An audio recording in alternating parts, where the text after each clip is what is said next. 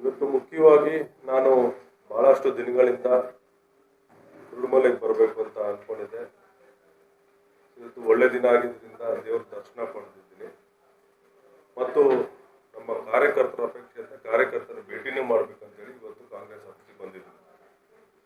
ಇಲ್ಲಿ ಬಹಳಷ್ಟು ಚರ್ಚೆ ಆಗಿರೋದು ಏನಂದ್ರೆ, ಇಲ್ಲಿ ನಮಗೆ ಶಾಸಕರು ಇಲ್ಲದೇ ಇರೋದ್ರಿಂದ ಅಭಿವೃದ್ಧಿ ಕಾರ್ಯಗಳಿಗೆ ಪ್ರತಿಯೊಂದಕ್ಕೂ ನಾವು MLA ಹತ್ರ ಹೋಗೋಕ್ಕಾಗಲ್ಲ. ಯಾಕಂದ್ರೆ ಬೇರೆ ಪಕ್ಷದ MLA ಇರೋದ್ರಿಂದ ನಮ್ಗೆ ಅವ್ರಿಗೆ ಹೋಗಕ್ಕಾಗಲ್ಲ. ನಮ್ಮದೇ ಸರ್ಕಾರ ಇರೋದ್ರಿಂದ ಮುಖ್ಯಮಂತ್ರಿಗಳ ಬಳಿ ಹೇಳಿ ನಮ್ಮ ತಾಲೂಕಿಗೆ ಅನುದಾನ ಬೇಕು ಅಂತ ಹೇಳಿ ಒಂದು ಬೇಡಿಕೆಯನ್ನ ನಮ್ಮ ಕಾರ್ಯಕರ್ತರು, ನಮ್ಮ ನಾಯಕರುಗಳು ಇಟ್ಟಿದ್ದಾರೆ. ಅದೊಂದು ವಿಚಾರ. ಮೊನ್ನೆ ತಾನೇ ನಮ್ಮ AICC ಜನರಲ್ ಸೆಕ್ರೆಟರಿ, ಕರ್ನಾಟಕ ಉಸ್ತುವಾರಿ ಆಗಿರುವಂತಹ ರಣದೀಪ್ ಸಿಂಗ್ ಸುರ್ಜೇವಾಲಾ ಅವರು ಬಂದಿದ್ರು, ನನ್ನೂ ಕರೆದು ಮಾತಾಡಿದ್ರು. ವಿಶೇಷವಾಗಿ ಕೋಲಾರ ಪಾರ್ಲಿಮೆಂಟ್ ಬಗ್ಗೆ ತಾವೇನೇನು ಮಾಡಿದ್ದೀರಿ ಅಂತ ಕೇಳಿದ್ರು. ಇದುವರೆಗೂ ನಾವೇನೇನು ಮಾಡಿದ್ವಿ ಹೇಳಿದ್ವಿ. ಆಮೇಲೆ ಅವರ ಸೂಚನೆ ಮೇರೆಗೆ ಕಾರ್ಯಕರ್ತರ ಅಹವಾಲುಗಳು ಸ್ವೀಕರಿಸಬೇಕು ಮತ್ತು ಎಲ್ಲೆಲ್ಲಿ ಬ್ಲಾಕ್ ಪ್ರೆಸಿಡೆಂಟ್ಗಳಿಲ್ಲ ಅಲ್ಲಿ ಬ್ಲಾಕ್ ಪ್ರೆಸಿಡೆಂಟ್ ಸ್ಥಾನನ ತುಂಬುವಂತ ಕೆಲಸನ ಆಗ್ಬೇಕು ಅಂತ ಹೇಳಿದ್ದಾರೆ.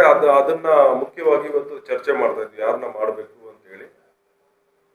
ಆಮೇಲೆ ಇಲ್ಲಿ ಬಹಳಷ್ಟು ಕೆಲಸ ಆಗ್ಬೇಕಾಗಿದೆ. ಮೋಸ್ಟ್ಲಿ ನಮ್ಗೆ ನವೆಂಬರ್ ಡಿಸೆಂಬರ್ ಅಷ್ಟೊತ್ತಿಗೆ ಜಿಲ್ಲಾ ಪಂಚಾಯತಿ ಚುನಾವಣೆ ಬರ್ತಾ ಇದೆ. ನನ್ನ ಏನು MP ಚುನಾವಣೆಯಲ್ಲಿ ಸುಮಾರು 30,000 ಓಟ್ಗಳ ಮೈನಸ್ ಇದೆ ಕ್ಷೇತ್ರದಲ್ಲಿ ಆಗಿದ್ದರಿಂದ ಇಲ್ಲಿ ಸ್ವಲ್ಪ ಗಮನ ಹರಿಸಬೇಕು ಅಂತ ನನಗೆ ಹೈಕಮಾಂಡ್ ಇಂದ ಸೂಚನೆ ಬಂದಿದೆ. ನಾವು ಬರೋ ವಾರದಿಂದ ನಾನು ಆದಿನಾರಾಯಣ ಹತ್ರ ಮಾತಾಡ್ತೀನಿ.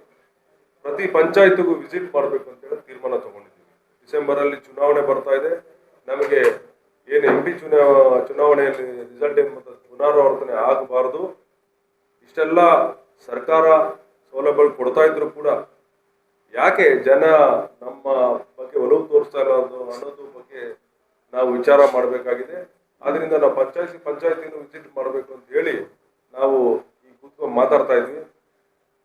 ನೆಕ್ಸ್ಟ್ ವೀಕಿಂದ ನಾವು ಪ್ರತಿ ಪಂಚಾಯತಿಗೂ ವಿಸಿಟ್ ಮಾಡಿ ನಮ್ಮ ಕಾರ್ಯಕರ್ತರನ್ನ, ಜನಗಳನ್ನ ಭೇಟಿ ಮಾಡಿ ಅಲ್ಲೇನೇನು ಅಭಿವೃದ್ಧಿ ಕಾರ್ಯಗಳು ಆಗಬೇಕಾಗಿದೆ ಅದನ್ನೆಲ್ಲ ಒಂದು ಪಟ್ಟಿ ಮಾಡಿ ಸರ್ಕಾರಕ್ಕೆ ಸಲ್ಲಿಸಬೇಕು ಅಂತೇಳಿ ನಾನು ಯೋಚನೆ ಮಾಡಿ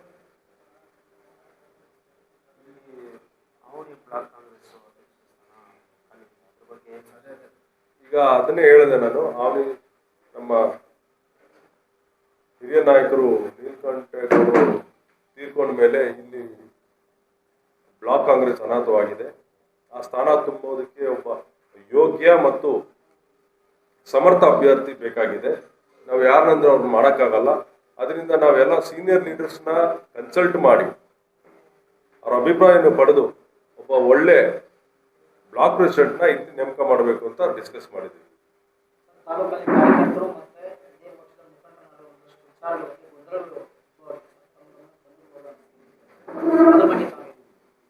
ಈಗ ಯಾವ್ದಾದ್ರು ನಾಮಿನೇಷನ್ ಮಾಡಿದಾಗ ಸಹಜವಾಗಿ ಆಸ್ಪಿರೆಂಟ್ಸ್ ಜಾಸ್ತಿ ಇರ್ತಾರೆ. ಸಿಗದಿರೋರು ಸ್ವಲ್ಪ ಬೇಜಾರು ಮಾಡ್ಕೊಳ್ಳೋದು ಸಹಜ. ಅವರನ್ನ ಕನ್ಸಲ್ಟ್ ಮಾಡಿ ಅದನ್ನ ಏನು ಬೇಜಾರು ಮಾಡ್ಕೊಂಡು ಅದನ್ನ ಶಮನ ಮಾಡೋ ಪ್ರಯತ್ನ ನಾವು ಮಾಡ್ತಾ ಇದ್ದೀವಿ.